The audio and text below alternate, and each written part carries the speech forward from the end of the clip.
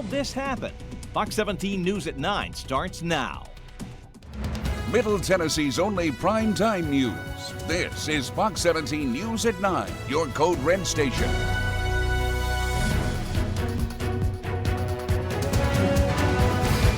Fox 17 News at 9 begins with breaking news about the Covenant school shooting. Tonight, a source familiar with the investigation is sharing some of the details surrounding the shooter's writings. Now, those writings have not been made public, but they are now circulating online just the same. Fox 17 News has learned that Audrey Hale wrote about fantasies of school shootings in her journals. Those writings also go into Hale's battle with mental health and her desire to transition to becoming a male. The Metro Police Department confirms to Fox 17 News it is worried about a potential leak in the case. Now, this is not the first time we have seen this.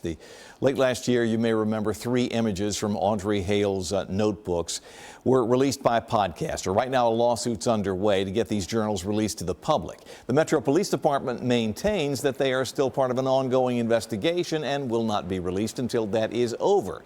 3 children and 3 adults died in gunfire at the school back in March of 2023. To see all of our previous coverage on the Covenant school shooter's writings, go to our website, fox17.com, and search Covenant shooting. They're really doing like dishonest business up here. Continuing coverage now on the taxi trouble downtown. Some of the thousands of country music fans in town for the CMA Fest are being taken advantage of by unlicensed cab drivers. Fox 17 News' Caitlin Miller now with more on the growing number of complaints. We spoke with local musicians and tourists today who say that they're concerned about unlicensed taxis posing as real taxis. Especially with the tens of thousands of people coming into town for CMA Fest, they say it's just easy to hop into a cab, but you have to be careful.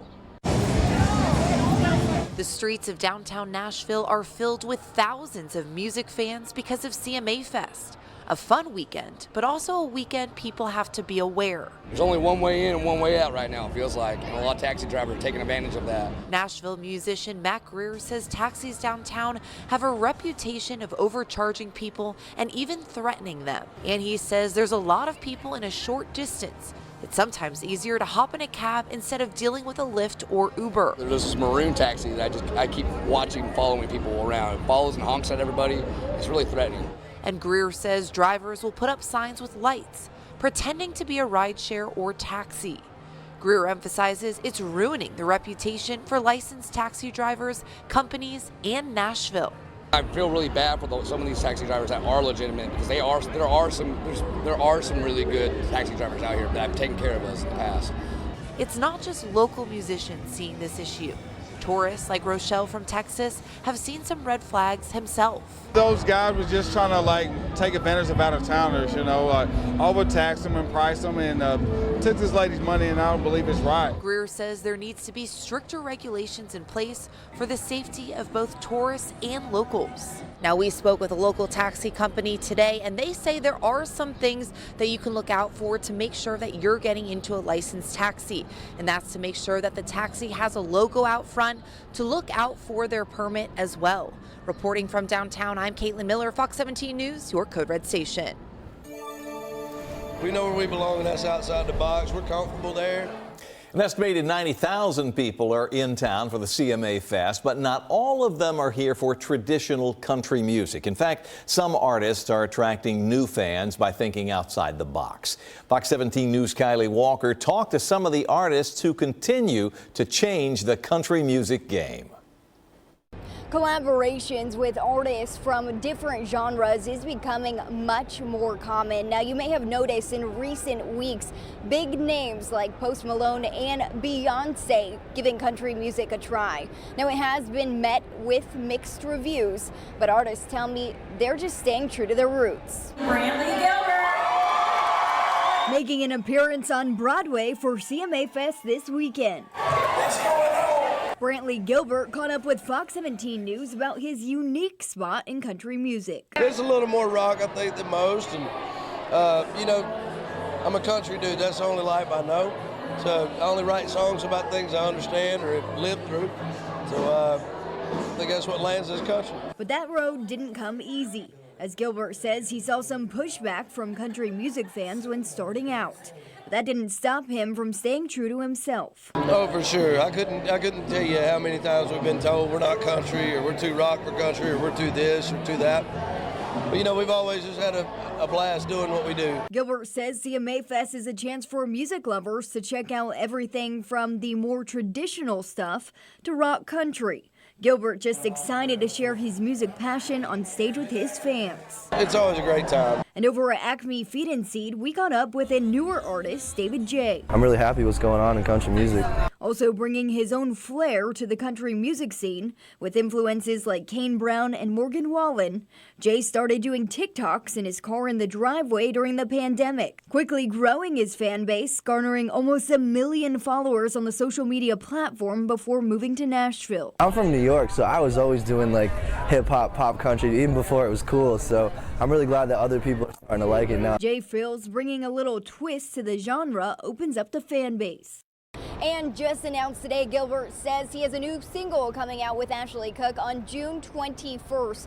He also flies out to perform with Jason Aldean tomorrow in Florida and has new music coming later this year. For now, reporting in downtown, Kylie Walker, Fox 17 News, your Code Red Station. Well, obviously country music is a talker in this town, and we want to know what you think. What is your favorite era of country music? Between the 50s and 70s, 12.8% say, yep, that's us. Check out this big number. 70s to 90s country, 45, almost 45.5%.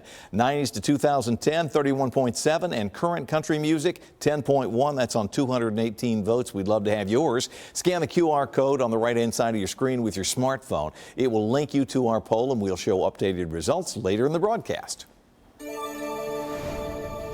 Country music star Carly Pearce released her brand new studio album, Humming, to perform at CMA Fest this Sunday at Nissan Stadium. And while she has a jam-packed schedule and a tour lined up this year, she revealed to fans that she's been dealing with a challenging diagnosis.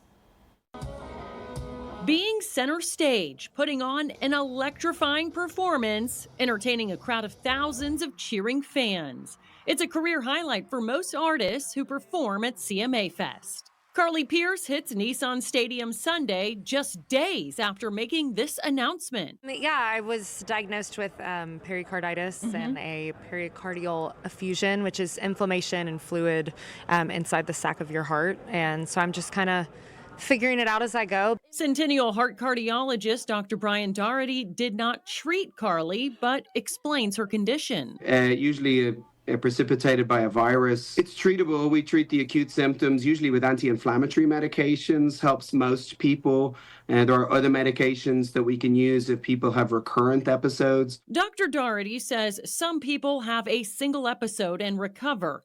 Others are prone to having multiple episodes that vary in terms of severity and could take longer to recover. In the acute phase, it's very painful. You know, pain is the predominant marker of the diagnosis. So managing pain is the predominant issue. Some of the complications that can relate to this are the development of fluid or accumulation around the outside of the heart, and on occasion that needs to be drained. Carly says she's working with a team of doctors to safely continue touring through her recovery. I kind of have to make adjustments just because my heart rate quite literally cannot get above a certain point. And so fans have been really nice. I had my first 3 shows this past weekend with Tim McGraw, and they were very kind and showed me a lot of grace. So it looks a little different right now, but we're making it.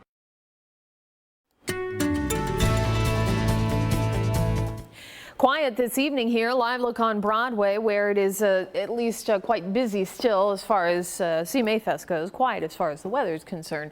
Clear night out there and temperatures comfortable, sitting in the low 70s. And heading into the weekend, we're going to talk about some rain, unfortunately. Good news is it's not going to be a washout either day, but we will have a chance for some showers around for both Saturday and Sunday. We're watching a system here bringing severe weather to portions of Nebraska, Kansas, and into Missouri for tonight. That will head our way as we head into tomorrow.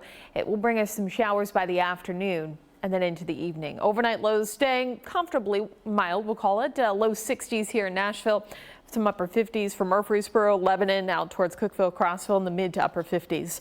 Walk you through those rain chances. We'll talk about timing. That's all coming up in your Fox 17 Code Red forecast. Also ahead, how a Clarksville 99 for a limited time. Right now, breaking news involving a Sumner County woman convicted of murdering her newborn twins. Lindsay Lowe was found guilty of smothering her newborn sons right after they were born in 2013. Now, she was sentenced to prison at the time, but her conviction was later overturned on appeal. Well, today, the Tennessee Court of Criminal Appeals reversed the lower court's decision and their ruling and reinstated Lowe's guilty verdict. We'll have more on this tonight on Fox 17 News at 10.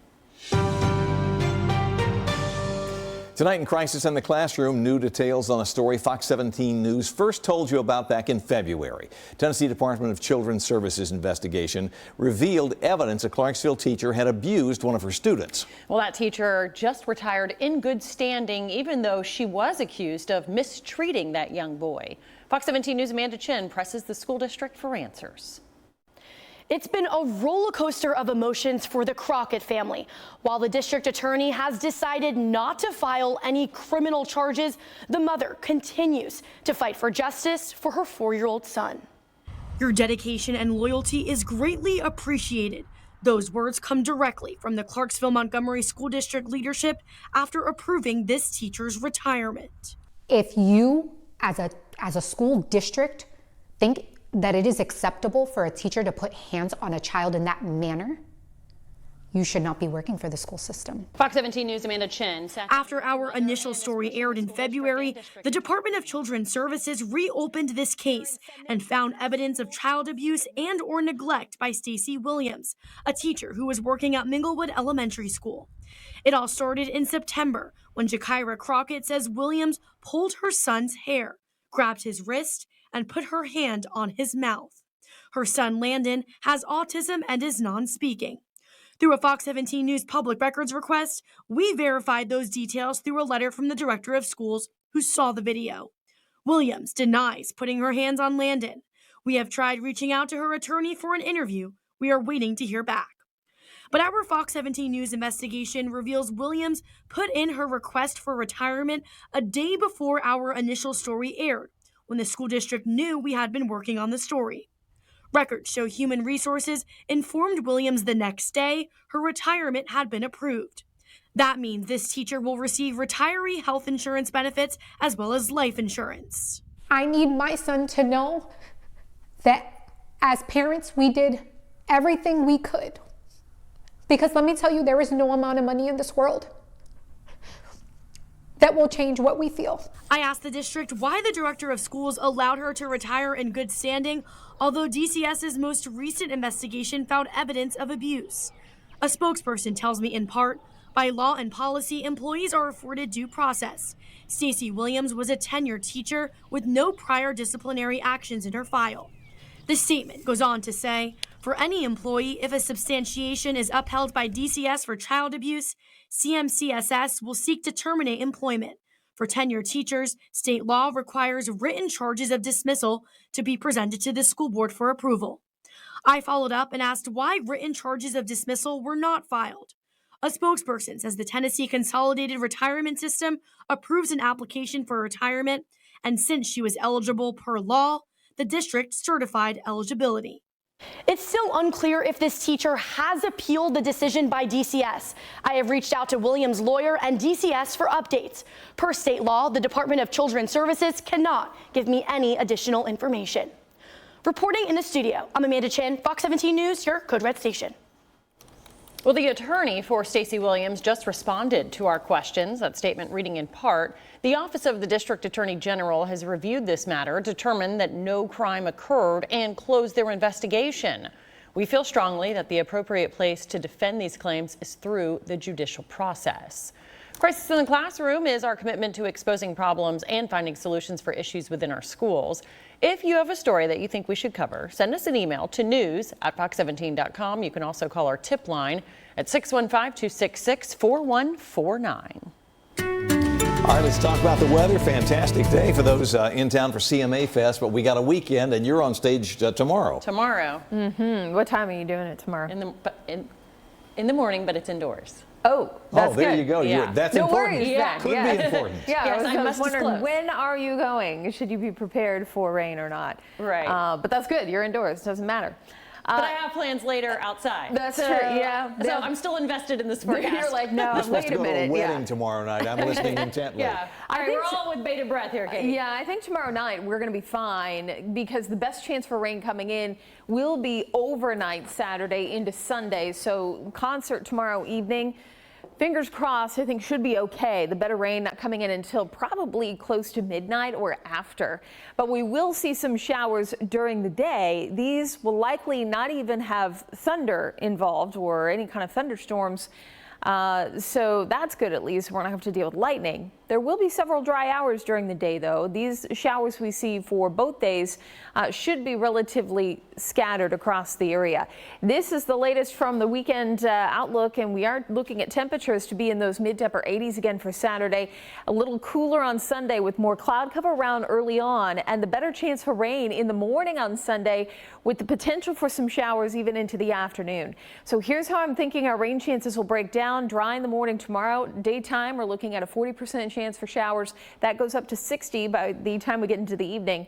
And then Sunday into early, or I should say Saturday into early Sunday will be the best time for rain there.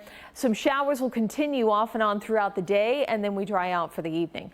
So let's walk you through future track. Dry for the morning, but as we head closer to noon, a few pockets of rain will begin to move in. Notice though that they're pretty tame. They're not going to be too worrisome as far as thunderstorms go or real intense rainfall. This is 3 p.m. and then we get into 6 p.m. A mostly cloudy sky continues to be the story. After midnight will be the time frame for the better rain chance into early Sunday morning. Sunday does look like we could end up with more rain in the morning hours here. This is the latest run from Future Track, and it has brought in more rainfall than previously looked at from earlier model runs this afternoon. So take this with somewhat of a grain of salt as far as the amount of rain that we're seeing on screen right now. But as far as timing goes, I think we are still looking at some scattered showers that'll be around for the morning. The good news is severe weather is not going to be a concern for us either through the morning and afternoon on Sunday. As we get towards 10 a.m., notice we'll see some breaks in between these pockets. 12 noon, still looking at a few rain showers around, and that continues through about 3-4 o'clock. So I see showers lingering a little later through Sunday, but as we get into the evening hours, here's 8 p.m., rain chances are clearing out. And we're looking good as we head into the overnight hours into early Monday. Temperatures for the overnight right around 62 with a mainly clear sky for tonight. We're looking at that high around 84 with a few afternoon showers, perhaps a rumble of thunder. Most of these I think will be thunder free. Just some light showers that we have to deal with. We'll talk more about when we begin to dry out, when the 90s could return as well. That's coming up. Some Democrats are worried that the R in Republican stands for revenge if Donald Trump gets a second term. I'm Matt Gelka in Washington with WhatTheFuck.com. Nearly 22 million children living in America rely on schools for their meals. Fox 17 News and our parent company, Sinclair Broadcasting, are partnering with Feed America for the Sinclair Cares Summer Hunger Relief Program. You can donate by scanning the QR code on your screen or go to sinclaircares.com. In politics tonight, Democrats are concerned that another Donald Trump presidency would mean revenge in his wake of his felony conviction. And as Fox 17 News' Matt Galka tells us, Mr. Trump has not completely ruled that out, so they're worrying with reason. Now, you can let us know what you think by scanning the QR code that will appear on your screen during the story.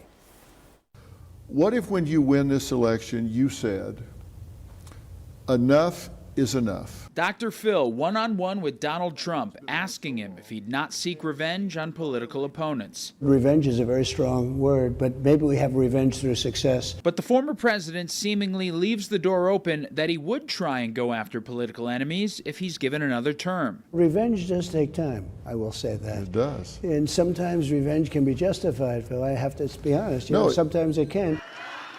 The lock her up chance to prosecute Hillary Clinton became a big part of his 2016 presidential campaign, but Trump didn't pursue charges. Some Republicans from his inner circle now have been urging revenge in the wake of Donald Trump's guilty verdict and other pending criminal cases. Is every House committee controlled by Republicans, using its subpoena power in every way it needs to right now, with every Republican DA starting every investigation they need to right now. And Trump has raised the prospect of retaliation in the past. I will appoint a real special prosecutor to go after the most corrupt president in the history of the United States of America, Joe Biden, and the entire Biden crime family. Democrats are taking his comments seriously and not just as campaign rhetoric. Some even say they expect to face arrest under a second Trump term. Well, I'm mostly concerned about our country and our democracy, right? I mean, when comments like that are made by a former president and a candidate for president, it's hard to actually imagine that any president would talk about revenge. Some House Republicans are pushing for a bill that would allow any current or former president with a state case against them to move it to federal court. In theory, it would make it easier for a pardon. In Washington, I'm Matt Gelka. During the story, we had a QR code up linking you to a poll asking if you would be voting for whom you would be voting, I suppose I should say, if the presidential election were held today. Got a lot of people weighing in. Look at there, 1,172 votes, and you are clearly in Trump country. 82.7% for Trump, 17.3% for Joe Biden on this poll. We want to thank everybody who took time to cast a vote. There is a cat crisis in Middle Tennessee. We will... B.F. Myers Furniture. Health alert tonight as the CDC has some data showing unprecedented heat waves are making more people seriously ill. And with climate change making it hotter for longer of late, doctors say it is more important than ever to recognize the signs of heat-related illness. As temperatures rise, so is the number of emergency room visits for people overdone by the sun. Heat can affect pretty much any body system, unfortunately, if it's left unchecked. Between May and September last year, CDC data shows ER visits for heat-related illnesses spiked in several regions over the previous 5 years. The primary effects felt by people from 18 to 64. Overheating can kill, which is why emergency room doctor Kevin Watkins says it's important to know the signs. The most patients that we see that deal with severe heat illness, like I said, primarily heat stroke, are usually more elderly patients with underlying health conditions, or sometimes even young children that aren't put in a safe environment. One of the most dangerous heat-related illnesses is heat exhaustion. Signs for that include heat sweating, cold, pale, and clammy skin, fast, weak pulse, nausea, vomiting, muscle cramps, fatigue or weakness, dizziness, headache, and fainting. Get medical help right away if these symptoms last longer than an hour or if you're throwing up. The most serious condition is heat stroke, which is a medical emergency. Red flags for that include body temperature of 103 degrees or higher, hot, red, dry, or damp skin, fast, strong pulse, headache, dizziness, nausea, confusion, and losing consciousness. The CDC says these symptoms should prompt an immediate call to 911. Now, doctors say less serious heat-related illnesses like, say, heat rash can be treated properly at home. Fox 17 News Farrier Files is sponsored by Bart Durham Injury Law. Well, Nashville's cat-loving community is sounding a desperate alarm. There's no vacancies for stray cats, not at any of the government shelters or many of the rescues. Fox 17 News' Dennis Farrier with more in tonight's Farrier Files. Dogs may be man's best friend, but there are plenty of people who fancy cats. Nevertheless, Nashville is overrun with unwanted cats. This is Mowgli. This is the kitten corral at a foster home for the Music City Animal Rescue. You might think most of the stray and unwanted cats are housed at Metro Animal Control or the Nashville Humane Association. But the truth is, almost half of cats in shelters are living in cat rescues like this one. Vicki Harris runs the Music City Animal Rescue. There's a limited space. Animal control is a physical location, and there is only so much they can do. There's only so much room. There's only so many people to take care of them. And they are currently and have been at capacity for months. Most of you probably don't realize, even those of you who just love animals, that most of the stray kittens in Middle Tennessee are not in the animal shelter or in the Humane Society shelter. They are in rescues. And they're a lot of work, and there's a lot of kittens. A shelter is no place for a nursing mom or tiny babies. There's just the staff, you know, they just don't have that, and they need that extra support and the extra attention that a rescue can give. Vicki Harris can't stand to see cats suffer, and so she spends about $178 a kitten getting them ready for adoption. As generous as she is, she's overwhelmed. Last month, we took in 4 moms, pregnant moms, with babies. Each one of them had basically 5 to 6 kittens apiece. We took in 18 other cats and kittens, and then that's just from Metro Animal Control. Harris is tied into the cat rescue community. She knows exactly where all the cats are being kept, and while she and her friends are doing everything they can, she knows this problem is just too big. There are too many cats that need a home. I don't think we're going to spay and neuter our way out of this situation. These cat rescues could really use some help. Most of the donations go to the animal shelter or Humane Association, but these little rescues are doing big lifting. We'll get you some contact information online. I'm Dennis Ferrier, Fox 17 News, your Code Red station. Fox 17 News, we make it happen.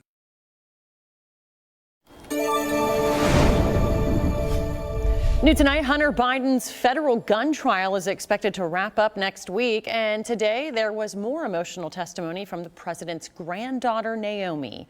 Fox 17 News' Christine Frizzell has the latest. The government has now rested its case against Hunter Biden.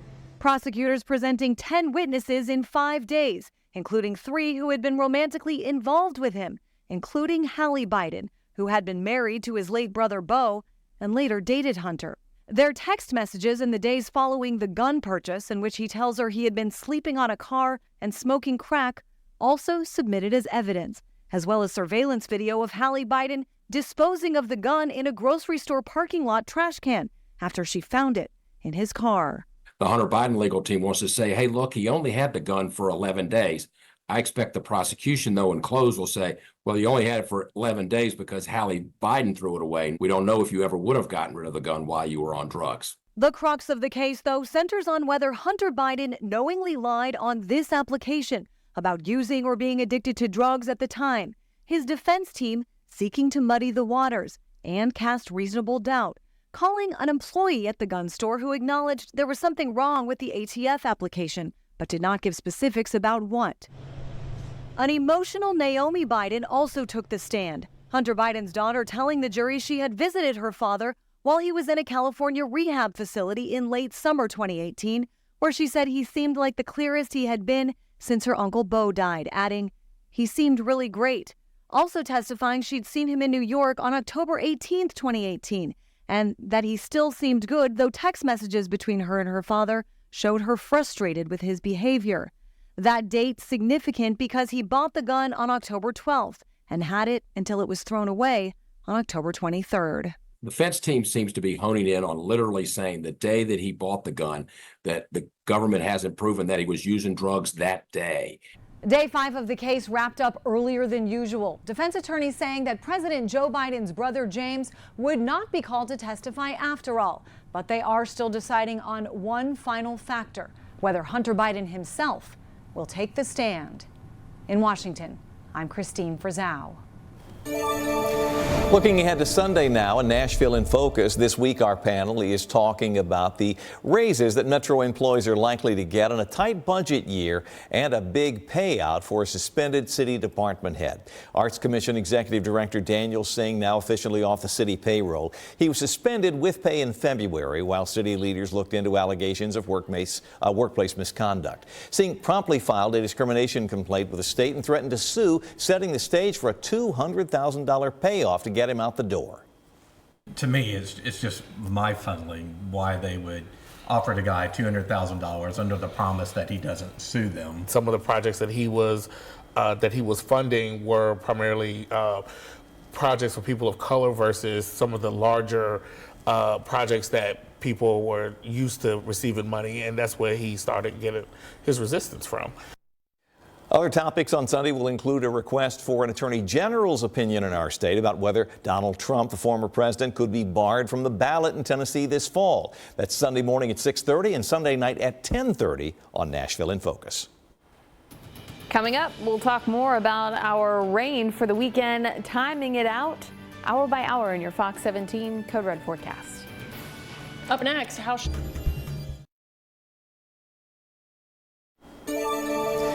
In Operation Crime and Justice, crime at short-term rentals in Nashville, a big concern right now. And as Fox 17 News' Karen Aguilar shows us, Metro Police just arrested 7 people accused of drug and gun possession at a rental in North Nashville. This is all part of a bigger problem we're seeing right here in Nashville. Now, here behind me on Napoleon Street, Metro Police say drugs and guns were taken from the suspects at a short-term rental. Police say 7 suspects have been arrested as a result on Wednesday. 3 of those suspects were teenagers.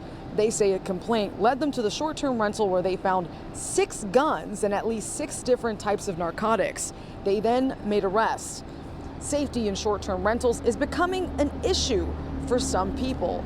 In the last 2 months, we've reported on 2 shootings, one at a Midtown short-term rental last month and another at a short-term rental in North Nashville in April. And over the years, Fox 17 News has reported on more crime in short-term rentals. We've reached out to the mayor's office to find out if they plan to do anything about improving safety on short-term rentals, and we haven't heard back yet. Reporting in North Nashville, Karen Aguilar, Fox 17 News, your Code Red station. Well, looking ahead, Cheryl Atkinson takes a look at the Hunter Biden case and this weekend's Full Measure. Here's a preview. Coming up this week on Full Measure, Hunter Biden is the first son of a sitting president in modern times to face criminal charges.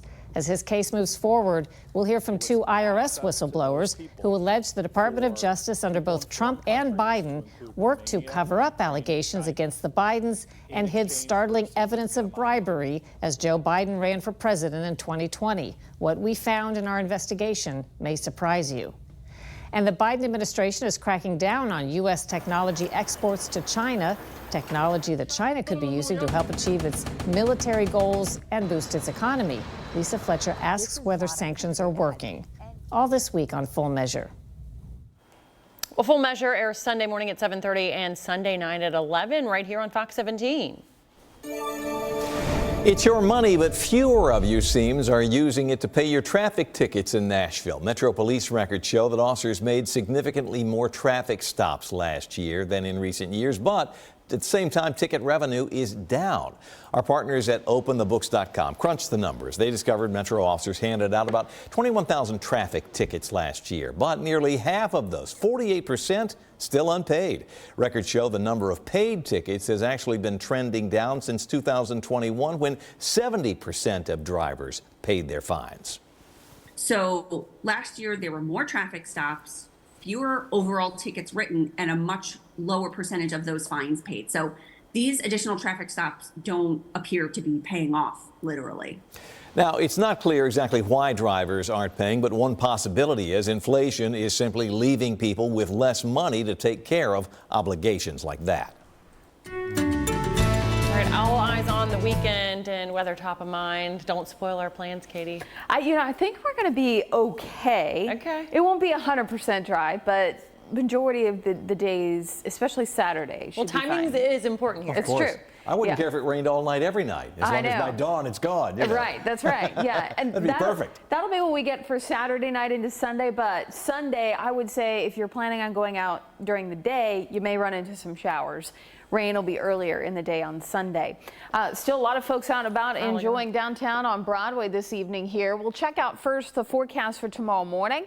You're good if you want to get up early and maybe go for a run. Temperatures will be in those low 60s all the way through 8 o'clock, and then 70s as we reach 9 o'clock.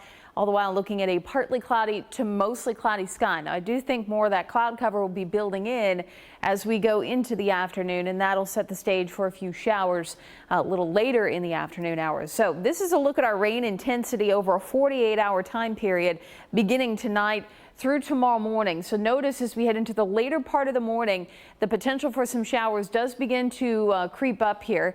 And then we'll keep things fairly light as we go through the afternoon. So even though we are expecting rain tomorrow afternoon, Majority of it should remain relatively light. Then a lot of what we're expecting as far as our weekend rain is concerned should come in overnight into early Sunday. Now Sunday morning will likely start a little on the wet side, and we'll continue to see a few showers as we head into the afternoon.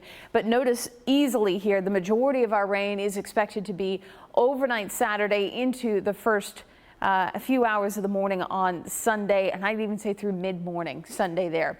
In addition to that, we are looking at fairly pleasant conditions as far as the humidity goes. Won't be feeling too oppressive for tomorrow. In fact, we almost could call it pleasant. As we get into Sunday, though, more of those showers around will make it feel much more muggy. There is a front that's going to be coming through on Sunday that will help dry us out again on the back side of it here as we see things a little bit on the humid side for Monday, and then pleasant again as we head towards Tuesday and Wednesday. The only unfortunate thing is temperatures are going to start to climb as we head into next week. So one more time, walking you through our rain chances here. This is midday on Saturday. That second front I mentioned for Sunday will be to the northwest by Saturday night. It will be what ushers in most of the rain for early Sunday morning. This is 9 a.m. on Sunday. And notice by about 6, 7 o'clock, most of the rain has cleared the area. So that's good news for anyone headed out to Nissan Stadium on Sunday. And then looking at drier air to kind of take over for us for a couple of days. But again, temperatures will be on their way up. I see highs in the mid to upper 80s for the beginning of next week. And we could be looking at temperatures near 90 here by Thursday and Friday. So one thing we are looking at, drier weather at least. It's been several days of scattered showers and storms, it seems like. Kind of wet, definitely a wet May, but drying out for the Durham Injury Law. Nearly 22 million children living in America rely on schools for their meals. Fox 17 News and our parent company, Sinclair Broadcasting, are partnering with Feed America for the Sinclair Cares Summer Hunger Relief Program. You can donate by scanning the QR code on your screen or go to sinclaircares.com. CMA had to turn music fans away this afternoon because they ran out of space. CMA posting on its X page saying, putting out this announcement saying that this afternoon the Good Molecules Reverb stage was at capacity and they had to close the gates. The singer Shabuzi was scheduled to play just before they closed the gates. Too popular. I guess so. Well, the Fox 17 News team has a long tradition of being involved in our community and with the CMA and the Music Festival. You'd like to see some of our folks? Well, tomorrow is the day. Of course, we've had people there the last few days, but looking forward, watch for my co-anchor Megan O'Halloran hosting the Spotlight stage tomorrow. Rain or shine from 11 to 11:50, and then another show from 12:30 to 1:20. Fox 17 reporter Kylie Walker hosting the Spotlight stage from 1:30 to 3:20, and Caitlin Miller will take the microphone after that and will be on stage from 3:30 to 4:50. Yep, it's going to be a good time and one of my favorite weeks of the year here in Nashville. And that one's indoors, you say? It is. Yeah. The Music City Center. You had fun at the one yesterday, though, yeah? Yeah. It was hot, but, you know, it was worth it. Yeah. Just, you know, part of the elements of the show. Yeah. Yeah. It's a Nashville staple. I feel like today was like you're in the sweet spot. There's no real... .com to bundle today.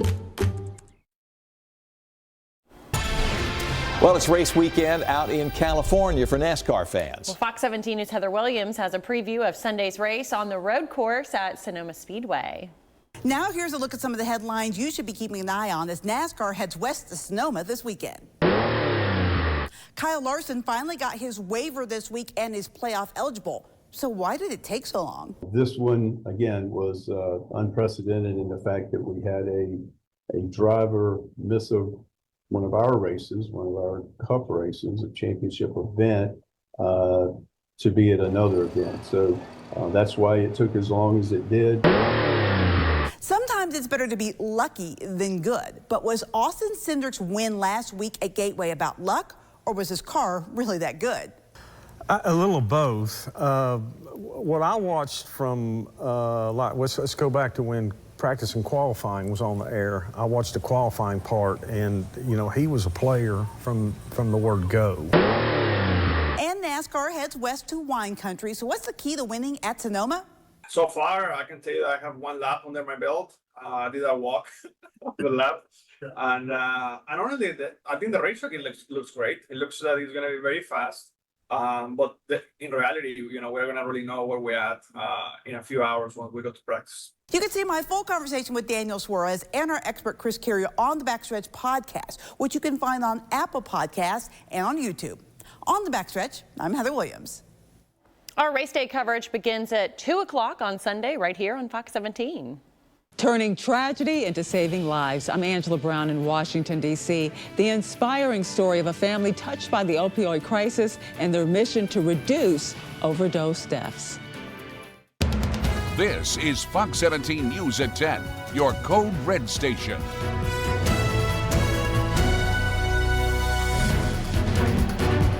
We begin tonight with breaking news out of Sumner County, where we've learned Lindsay Lowe's convictions for killing her newborn babies have been restored by the Tennessee Court of Criminal Appeals. A big turnaround. The Hendersonville woman was charged with 2 counts of first-degree murder, 2 counts of aggravated child abuse for killing her newborn twins back in 2011. Her parents didn't even know their daughter was pregnant. They found the body of one of the newborns hidden in Lowe's room. Well, Lowe's 2013 murder convictions were later overturned on appeal, but as Megan mentioned, the State Court of Criminal Appeals just reversed that ruling, now reinstating Lowe's convictions. Well, new developments tonight as Metro Police tell Fox 17 News the department is concerned about a potential information leak in the Covenant school murder case. Well, that's because articles are now circulating online with new information about what is inside the shooter's journals.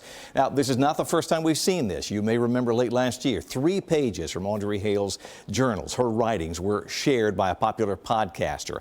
A lawsuit to force the release of all those writings is still pending more than a year later. Metro Police maintain their investigation is still active and that these writings will not be made public until it's over. 3 children and 3 adults were killed after Audrey Hale, a former student at the school, burst into the Covenant School in Green Hills and started shooting in March of 2023. To see all of our previous coverage on these writings, you can go to our website, fox17.com, and search Covenant.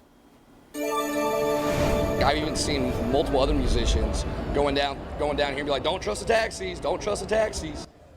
Continuing coverage tonight of the ongoing concern over catching a taxi downtown.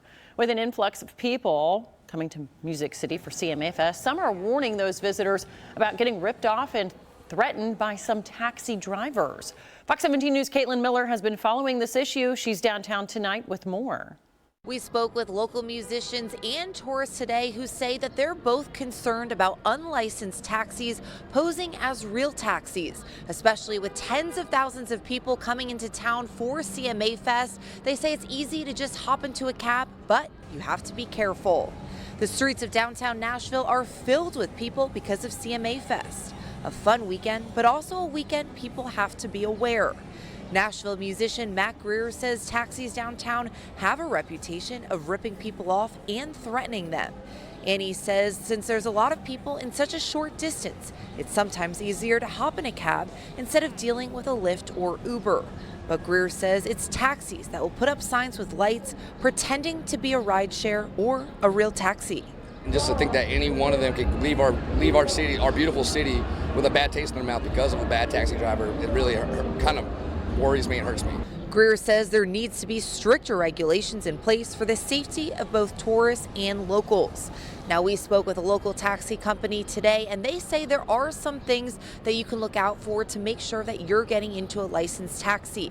And that's to make sure that the taxi has a logo out front, to look out for their permit as well. Reporting from downtown, I'm Caitlin Miller, Fox 17 News, your Code Red station. Continuing coverage on the CMA Fest as we take a live look at Broadway downtown. It's not as busy as it was earlier today, but it is still jam-packed down there. And tonight we're talking with some non-traditional country artists who are, well, attracting fans. That's Brantley Gilbert. He's one of those non-traditional artists. He announced a new single today, a duet during his performance downtown at Margaritaville. And that's where we also talked to the star about his non-traditional style of country. It's a little more rock, I think, than most. And, you know, I'm a country dude. That's the only life I know. So I only write songs about things I understand or have lived through. So I think that's what lands this country. Well, Gilbert, believe it or not, is out of Nashville now, on his way to Florida for a show with Jason Aldean tomorrow. Well, earlier in our newscast, we told you about our X poll asking the question, what is your favorite era of country music? And you see on your screen, overwhelmingly, folks loved the 70s to the 90s. 47.3% said they loved 70s through 90s, compared to 31.3% that liked 90s to 2010, 9.5% like current country music, and 11.9% said 50s to 70s. Each night, look for a brand new poll on our X page that you can participate in. Well, the Fox 17 team has a long tradition of being involved with the CMA Fest, giving the Country Music Association a hand, and we've got folks that will be downtown helping out this weekend as well. Among them, my co-anchor Megan O'Halloran. Let's toot her horn. She's going to be hosting on the Spotlight stage tomorrow, starting at 11. That show's going to go to 11:50, and then they'll take a little intermission. She's got another show from 12:30 to 1:20 where she will be MC. Fox 17 reporters Kylie Walker are going to be hosting down there from 1:30 to 3:20, along with our Caitlin Miller, who will take the mic from 3:30 to 4:50. Stop by and say hey. Should be a good time out there. And continuing our coverage of CMA Fest tonight, another live look at our Broadway camera downtown, where some high school band students will get their chance to perform on a CMA Fest stage. Cane Ridge High School's marching band will step onto the Fanfare X stage inside the Music City Center tomorrow morning at 10. Their CMA Fest appearance is part of the CMA Foundation's ongoing efforts to invest in music education. Boy, that's very cool, and this is too. Some Dustin Lynch fans in town for the CMA Fest got to attend a private concert at the top of the Margaritaville Hotel. Looks like a party, doesn't it? The multi-platinum star, who is from Middle Tennessee, made a big splash with his second annual CMA Pool Fest Situation Show. Fans packed onto the hotel's rooftop pool and cooled off while Lynch serenaded them with some of his big hits, and he's got a gob. It's been a very beautiful afternoon today with mainly clear skies, and we'll look at a clear sky as we head through the overnight tonight. We check out your forecast for tomorrow morning. If you're up really early, we'll see that clear sky quickly begin to cloud over, expecting a partly to mostly cloudy sky for much of the day here. We'll find temperatures in the low 60s at least. We'll call it a comfortable morning. And I would say the majority of the day on Saturday is looking fairly dry, but we will have to contend with at least a few showers. Still a lot of activity downtown on Broadway. Our temperature is sitting right around 71 at the moment.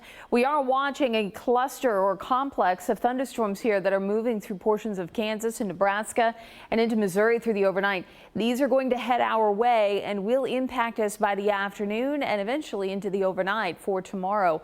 Right around 62 for the overnight here in Nashville. Murfreesboro around 58, mid to upper 50s for Crossville, Cookeville, and Clarksville right around 61. We'll walk you through the timing for the rain. Buyers. President Biden continues to mark the 80th anniversary of the D-Day invasion from Normandy, France, while using the platform to drive home a key re-election campaign message, and that is protecting democracy. Well, Fox News correspondent Rebecca Castor has more on the president's push for continued support for Ukraine's fight for freedom.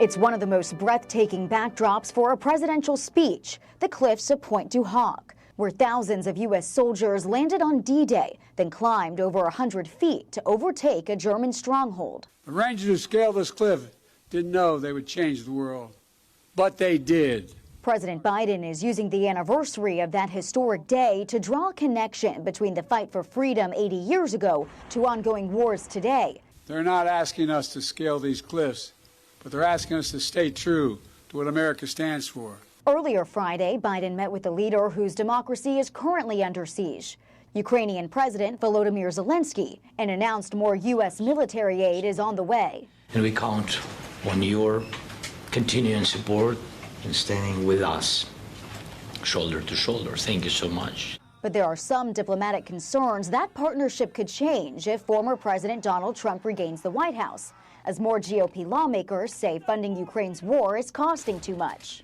Fox News Power Rankings find voters think Biden is better to protect democracy, but prefer Donald Trump's foreign policy.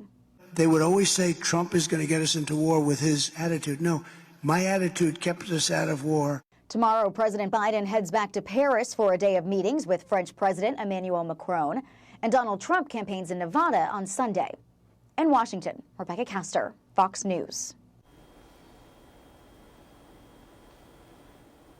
Making headlines tonight, the top two Republicans on Capitol Hill confirm Israeli Prime Minister Benjamin Netanyahu will address Congress on July the 24th.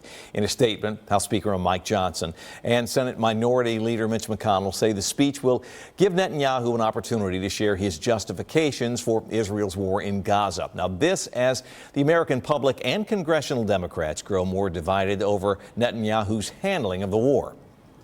People of Gaza are suffering. We need to help them and not have him stand in the way of that for such a long time, he being Netanyahu. And I would say to my colleagues, this is about the United States and Israel, not about any individual leaders, and a key relationship, as you know, a key ally for us in the fight against terror. Some progressives, like independent Senator Bernie Sanders, have already promised to boycott the Netanyahu speech. Others, though, say their attendance will depend on Mr. Netanyahu's response to the most recent ceasefire proposal. Turning tragedy into saving lives. I'm Angela Brown in Washington, D.C. Insurance.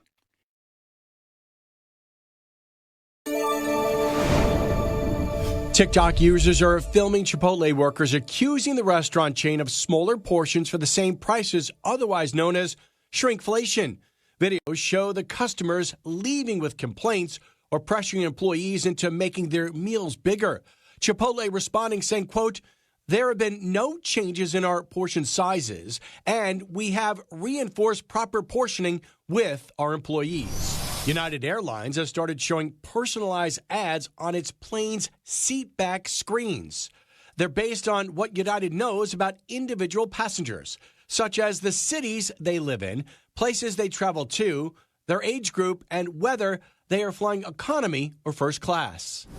The once digital-only brand Untuckit has been booming in success, expanding to over 80 stores worldwide. I needed a shirt that was shorter. They were all too long. I talked to a bunch of friends. Everyone had the exact same problem.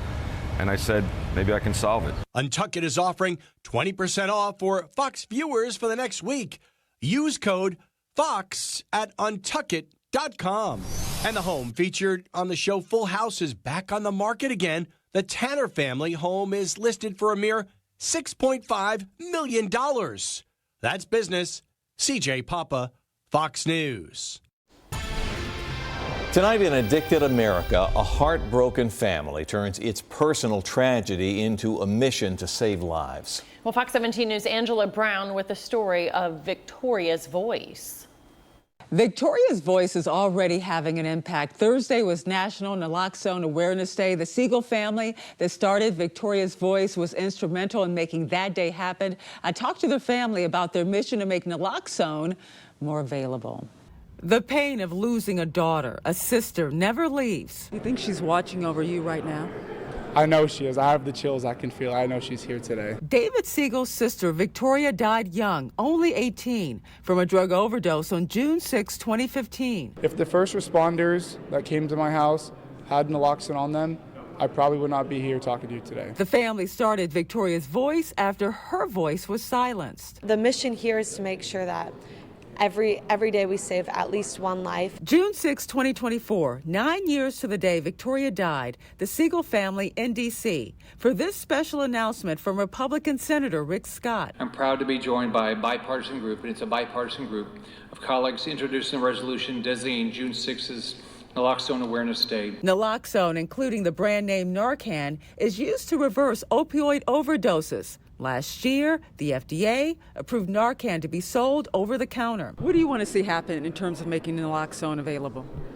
I'd like to see the prices come down on naloxone, and we're doing efforts in our foundation to make it more available. Victoria's Voice is truly a family mission. Victoria's sisters, Jordan and Jacqueline, are about to turn 18, the same age Victoria was when she died, missing their sister, building her legacy. The target, audience for this foundation is our generation. So everyone that we're trying to save is people our age.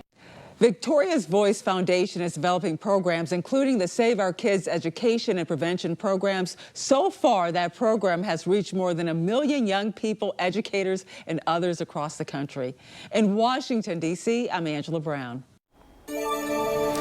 Looking ahead now, the countdown to the Summer Olympic Games is on, and the Eiffel Tower is preparing with a makeover. The 135-year-old Paris landmark will be predominantly featured during the Olympic and Paralympic Games. Paris organizers unveiling a display today overlooking the River Seine, marking 50 days until the Summer Games begin, and you really see it there in the middle of the bottom of your screen. Each of those 5 Olympic rings in the display made of recycled French steel, and they are nearly 30 feet across. Beautiful. Now, thousands of athletes are expected to sail along the River Seine in the opening ceremony, which is July the 26th.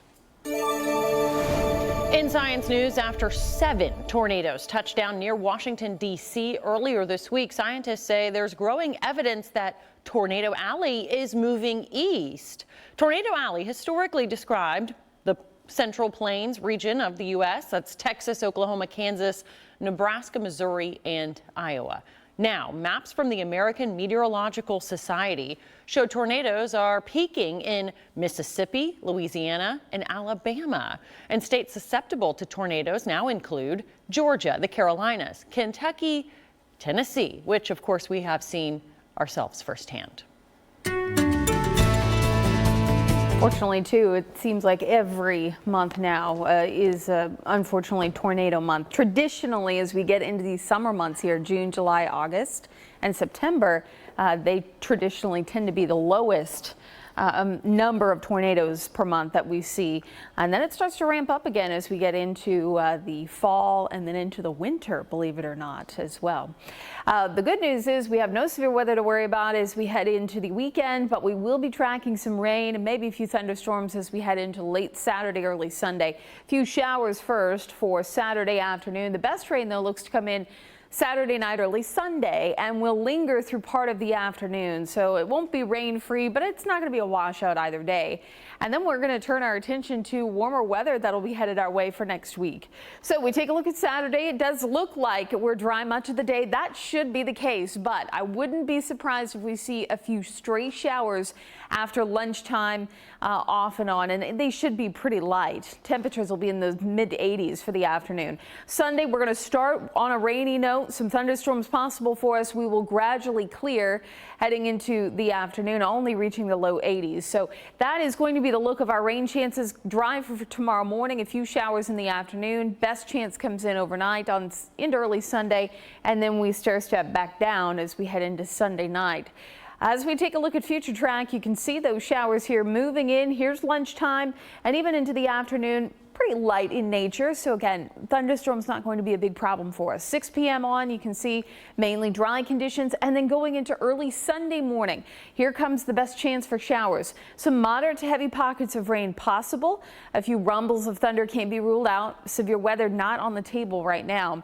10 a.m. on Sunday into the afternoon, you can see we continue to find rain, I'd say through 2-3 o'clock in the afternoon hours before we begin to taper off and dry out heading into Sunday evening. This is around 8 o'clock, and then drying out for good as we head into Monday. Humidity should lower as well as we head into Monday and Tuesday of next week, but we are going to be warming things up. You take a look here as we head towards Wednesday, more so Thursday and Friday. Highs return to 90. Start your engines, breaking down everything you need to know before NASCAR heads to California this Sunday. Nearly 22 million children living in America rely on schools for their meals. Fox 17 News and our parent furniture.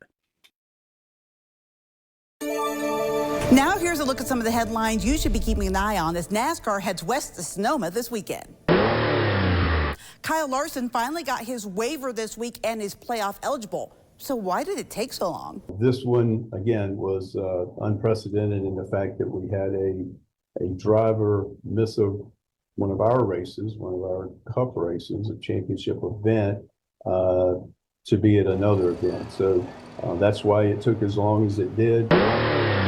Sometimes it's better to be lucky than good. But was Austin Cindric's win last week at Gateway about luck, or was his car really that good? A little of both. what I watched from, let's go back to when practice and qualifying was on the air. I watched the qualifying part, and, he was a player from the word go. And NASCAR heads west to wine country. So what's the key to winning at Sonoma? So far, I can tell you that I have one lap under my belt. I did a walk on the lap.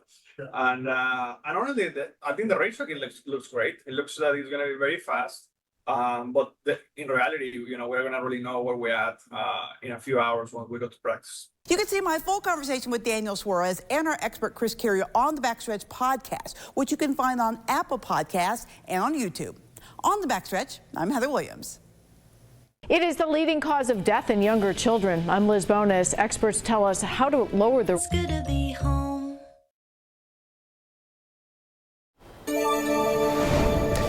In health news tonight, with summer now in full swing, it is time to start thinking and talking about swimming safety. Fox 17 News medical reporter Liz Bonus takes a look at how parents can keep kids safe.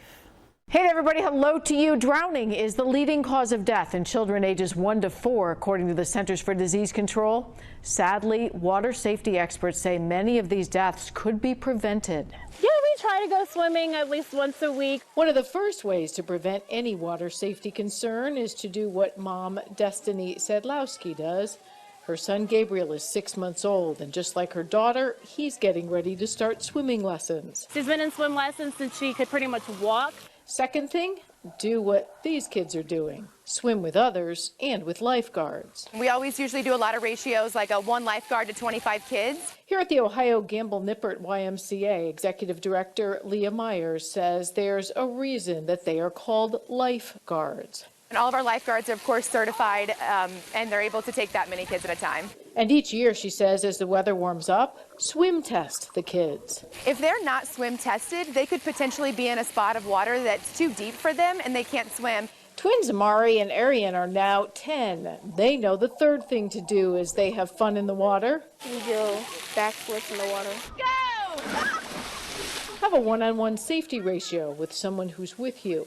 You look out for them, they look out for you. It teaches you and your child how to be comfortable and safe in water. Fourth, wearing color might also prevent a water-related safety problem or drowning. Wearing really bright swimsuits can really help our guards identify children in the pool. When you have something as a color like a white or a blue that blends in, it makes it a lot harder for us to keep track of them. Finally, it is suggested everyone in the family knows what to do in case there's an accident or a pool emergency. A safety plan can reduce the odds that valuable time will be lost when we need to save a life. With your health news, I'm Liz Bonus reporting. Now, if you plan to head downtown this weekend to check out the CMA Fest, there are 5 stages down there featuring free music. I know we had a survey earlier in the week, and our viewers, a lot of them said not going. Man, you ought to go. It's a great time. These are free stages, and there's really good artists down there. This map shows where they all are. The Riverfront stage, the Hard Rock stage, the Amp stage, the Vibe stage there in Hall of Fame Park, and the Reverb stage, which is really essentially on the doorstep of the Bridgestone Arena at 5th and Broadway. And, of course, I don't think I mentioned the Hard Rock Cafe stage, but it's essentially right there at the intersection of 1st and Broad, right there beside the Hard Rock Cafe. And as we say, Megan's going to be down there tomorrow inside the... Fanfare X. There you go. Yep, that's Music City Center. Yeah. I mean, there's so much to do down there. If you haven't been out, it's a great time.